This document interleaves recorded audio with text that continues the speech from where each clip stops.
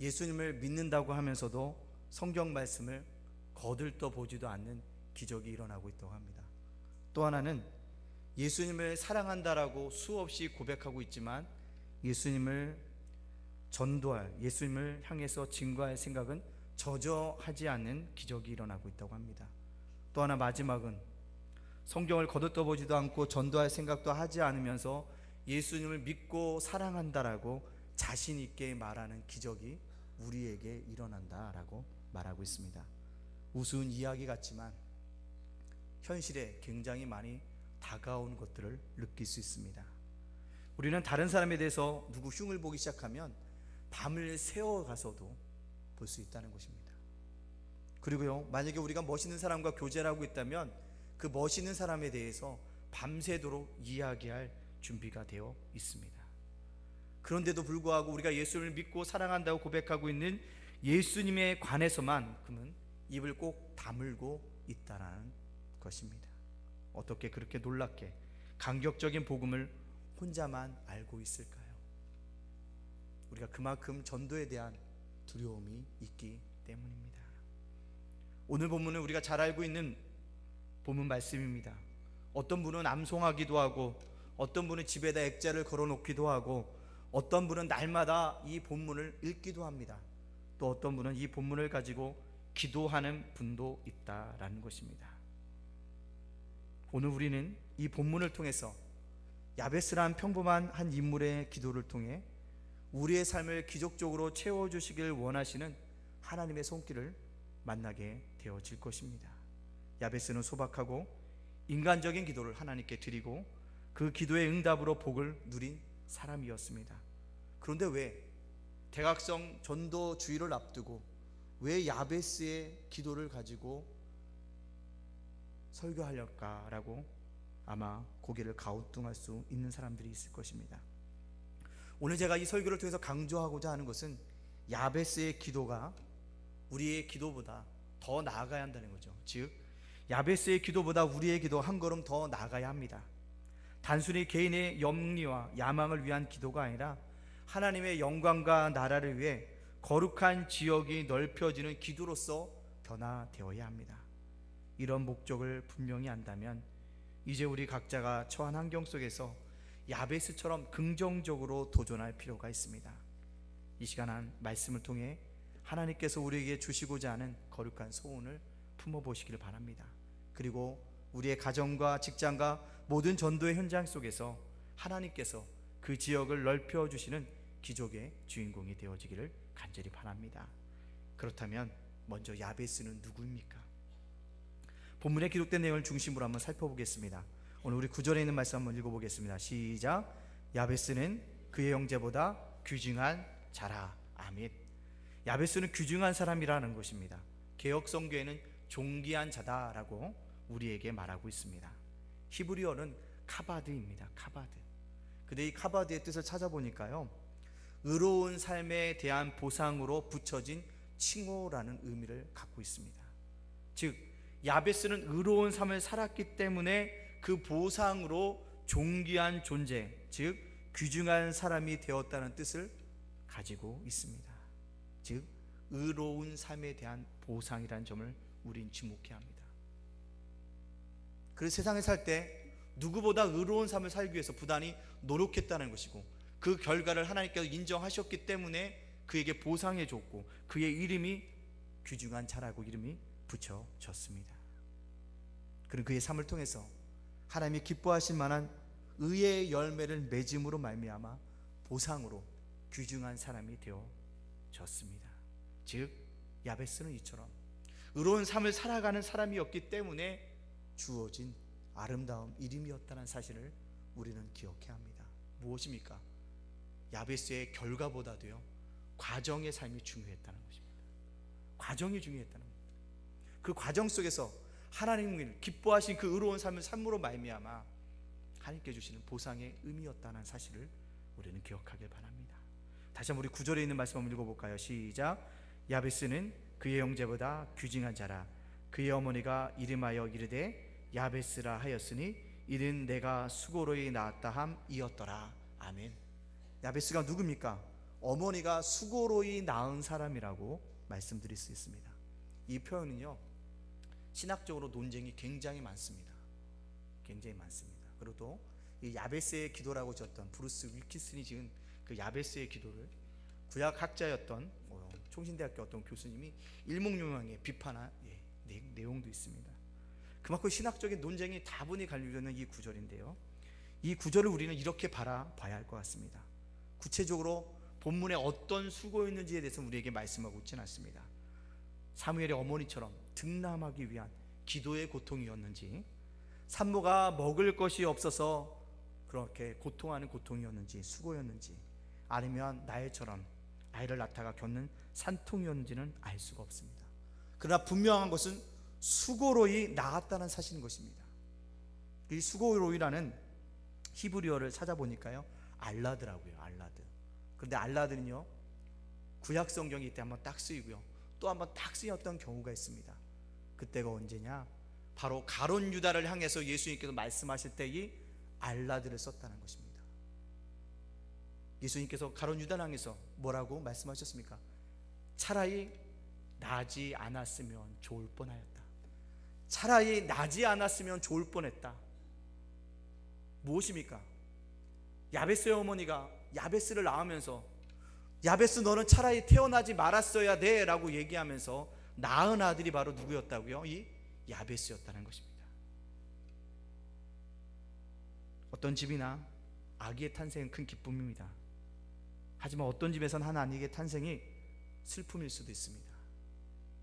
아버지를 잃은 아들로 태어나는 사람에 대한 슬픔일 수도 있고요, 도저히 아기를 키울 수 없는 상황에서 나왔을 때 그렇게 이야기할 수 있다라는 것입니다. 우리가 기억해야 될 것은, 사랑하는 그 어머니가 어떤 수고로이 그를 낳았는지 모르지만 야베스가 태어날 때 그는 어머니에게는 환영받는 존재는 아니었다라는 사실입니다. 이 아들 정말 귀한 아들이야, 귀한 딸이야, 이쁘게 키워야지라는 것보다는 이 아들을 낳으면 내가 어떻게 살고, 이 아들이 장차 무엇이 될 거라는 근심과 걱정이 가득 찬 상태에서 사랑하는 아들을 얼굴을 처음으로 대면하였다라는 것입니다. 야베스 너는 차라리 나지 않았는 것이 좋았어 라는 극심한 어려움에 처해 있었다는 것입니다. 그렇다면 이 어머니의 말을 왜 야베스에게 기록해내었을까요? 그것은 야베스가 모든 그러한 상황들을 극복했기 때문이라는 것입니다. 극복했다는 것이죠. 그런 모든 순간들을 이기고 힘들고 어려운 삶들을 극복해 나감으로 말미암아 야베스의 축복을 받았기 때문에 그 말을 기록했다라는 것입니다. 어려운 환경을 극복한 후에 얻은 축복이라는 것입니다. 즉 야베스는 결과보다도 과정이 중요하다는 것입니다. 처음 났을 때는 엄청난 어려운 환경이 있었지만 그것을 극복한 사람, 그 사람이 바로 야베스였다는 사실을 우리는 기억해야 합니다. 그렇다면 야베스는 이 모든 과정들을 어떻게 이겼을까요? 분명히 야베스는 본문에 나와 있지 않지만 기도하는 사람이었습니다. 그는 의로운 삶을 살기 위해서, 가정 환경을 극복하기 위해서 할 일이 바로 기도라는 사실을 알고 있었습니다. 이 땅을 살아가는 동안 어떻게 의로운 삶을 살 수 있습니까? 기도할 때 의로운 삶을 살 수 있습니다. 왜요? 기도할 때 하나님께 끊임없이 제약을 생각해 내게 하시기 때문에 그렇습니다. 기도함으로 의로운 삶을 살아갈 수 있다는 것입니다. 그러기 위해서는요, 기도가 꼭 필요했다는 것입니다. 환경에 매여 사는 것이 편합니까? 환경을 극복하는 삶이 편합니까? 환경에 매여 사는 삶이 참 편합니다. 자포자기하니까요. 그러나 어려운 환경을 극복하는 삶이 참으로 무척 어렵다는 거죠. 그 어려운 환경을 이겨나기 위해서 영적으로 끊임없이 자기의 몸과 도전을 주기 위해서는요, 기도가 그에게 큰 힘과 위로가 되어졌다는 사실을 우리는 기억해야 합니다. 우리는 분명히 이 야베스를 보면서 그가 어려움을 극복했던 그 밑바탕에는 기도가 있었다는 사실을 우리는 또한 기억해야 합니다. 마찬가지라는 것입니다. 우리가 먼저 복음을 전하기 위해서도 기도의 사람이 되어야 합니다.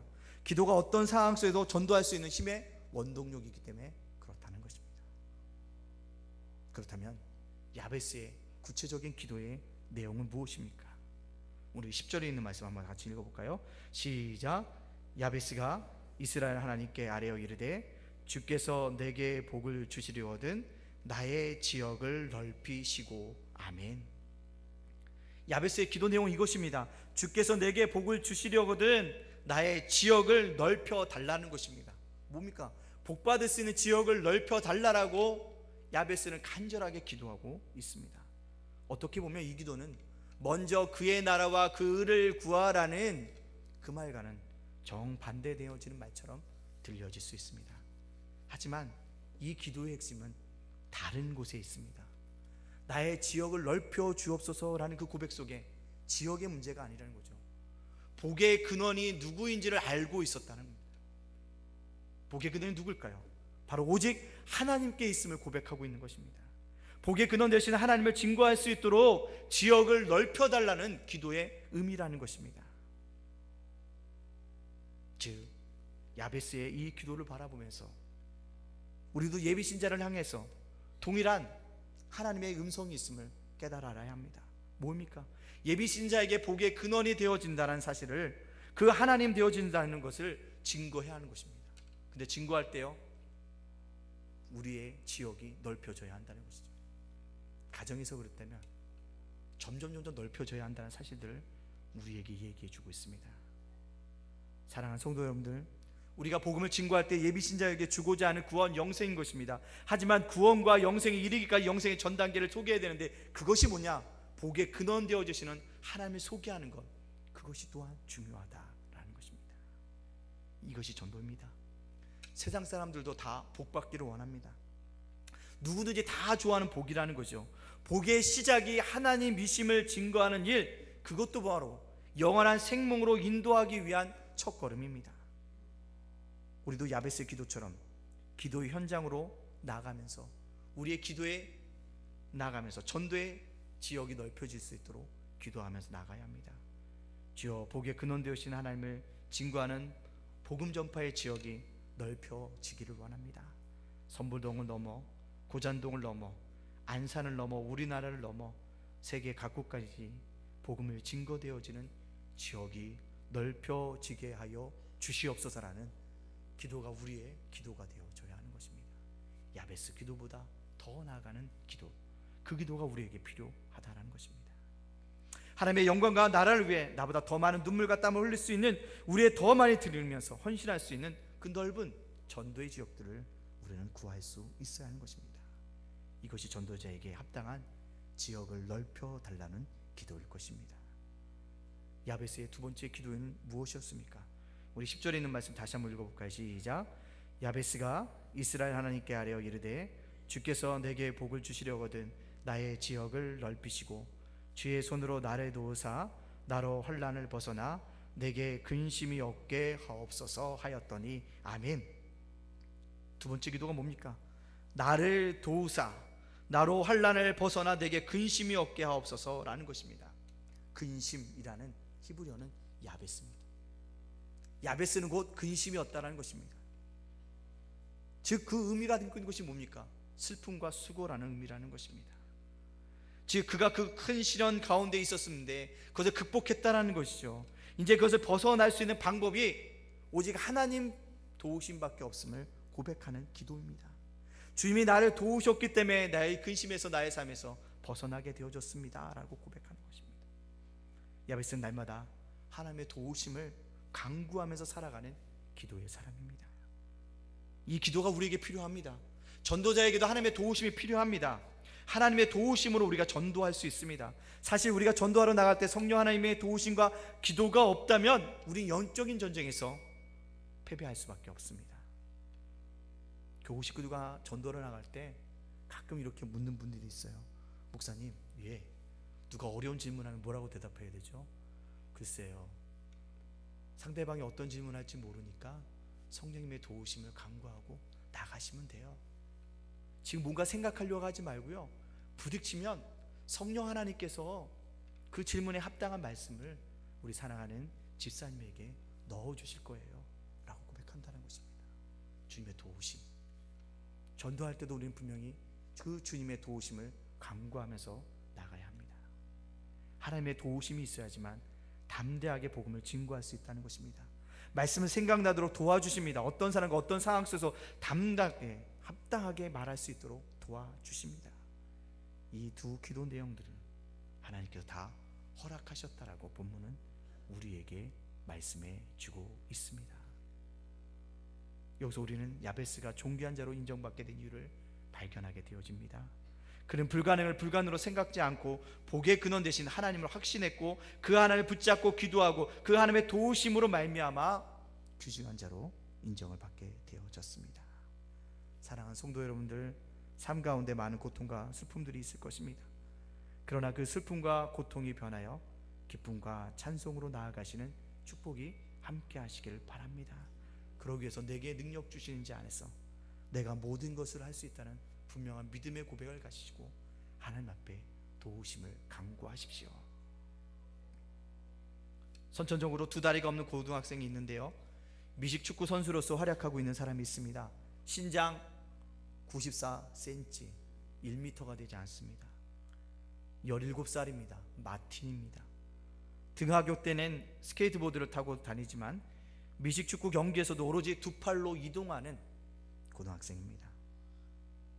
선천적으로 두 다리가 없는 고등학생인데도 불구하고 미식축구 선수로서 활동하고 있다는 것입니다.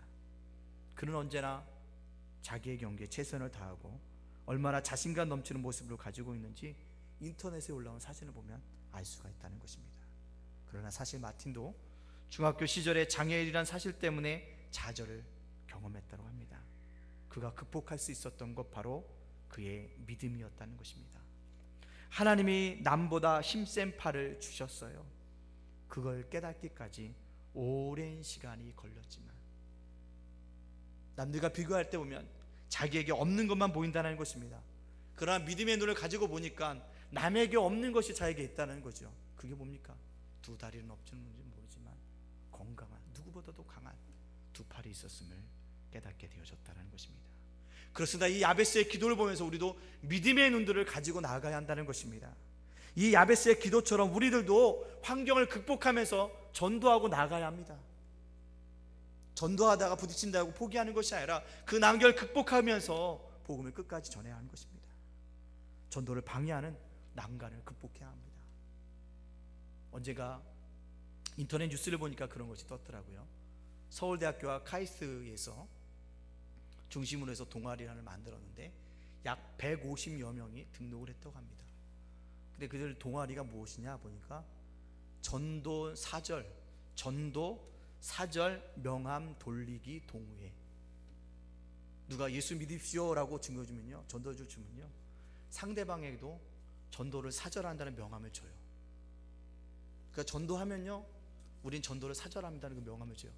그 명함 뒷장에 뭐라고 써있냐, 이렇게 써있다고 합니다. 한 권의 책에 모든 진리와 모든 세계관과 가르침을 가지고 있다고 생각하십니까?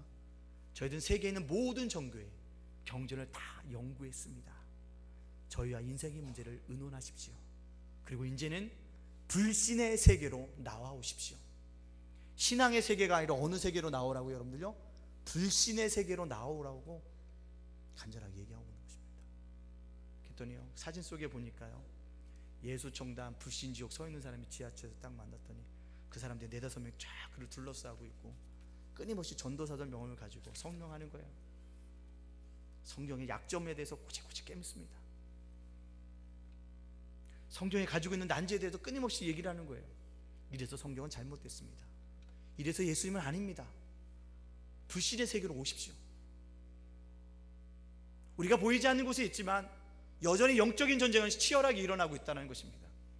그 어려운 난간들을 우리가 헤치고 끊임없이 우리 나가서 복음을 증거해야 한다는 것입니다. 누구처럼요? 야베스처럼. 우리 야베스의 기도는 우리에게 그것을 가르쳐주고 있다는 것입니다. 그럴 때 그에게 붙여졌던 이름, 귀중한 존재라는 그 이름이 우리에게도 붙여질 수도 있다는 사실을 우리는 기억해야 합니다. 귀중한 자라는 것. 두 번째요, 이 기도를 통해서 느끼는 것이 무엇입니까? 야베스처럼 우리의 전도 지역이 넓혀지기 위해서 우리는 날마다 기도하고 나아가야 한다는 것입니다. 예비신자를 위해서 전도의 지역이 넓혀져야 합니다. 어떤 분이 이렇게 얘기합니다. 교회에서 목사님 예비신자 적을 사람이 없습니다. 그러면 가족 중에는 이미 다 적어냈는데요. 그러면 살고 있는 아파트 단지 다 적었는데요. 그럼 이 안산에 알고 있는 사람들 중에 혹시 부딪히다 예수 믿는 사람, 모르는 사람이 있으면 다 이름을 적으시라고요. 매년 하는 대각선 전도주를 통해서 예비신자 적어내면 작년에 적었던 올해 계속되어지는 것이 아니라 여러분의 지역에 눈을 돌려보십시오. 아직도 수많은 사람들이 죽어가고 있다는 것입니다. 문제는 기독교 신자가 지금 500만이라고 얘기하고 있지만 카톨릭 신자 빼고 이단 종파 빼고 하면 기독교 신자는 불과 미안한 얘기지만 250만 밖에 되지 않는다는 사실을 우리에게 충격적으로 다가오고 있다는 사실 아십니까? 5천만이라고 얘기하고 있는데 우리나라 인구가 그중에 불과 실질적으로 예수를 믿는 사람들은 250만 명 밖에 되지 않는다는 것입니다. 아직도 엄청난 숫자가 예수님을 모르고 있다는 사실인 것입니다. 전도의 지역을 넓혀 갑시다. 우리 가족뿐만 아니라 내 이웃을 향해서 눈을 돌리고 안산을 향해서 눈을 돌리고 대한민국을 향해서 눈을 돌려서 전도의 지역을 넓혀갈 수 있는 믿음의 사람들이 되어지기를 간절히 바랍니다. 그리고 세 번째요, 하나님께 도우심을 간구하십시오. 전도 나갈 때 누구든지 담대하게 복음을 증거할 수 있는 것 없습니다. 누가 도우셔야 될까요? 하나님이 도와주셔야 합니다. 하나님이 도와주셔야지만 어떤 사람을 만나든지 여러분들 입술에게 합당한 말씀을 넣어주신다는 것입니다. 하나님의 도우심을 간구하십시오. 그러면 전도의 근심에서 여러분들이 해방되어지게 되어줄 줄로 믿습니다. 이러한 야베스의 기도를 가지고 오늘도 복음의 현장 속에서 복음을 증거하는 저와 여러분의 삶이 되어지시기를 주님의 이름으로 축복합니다.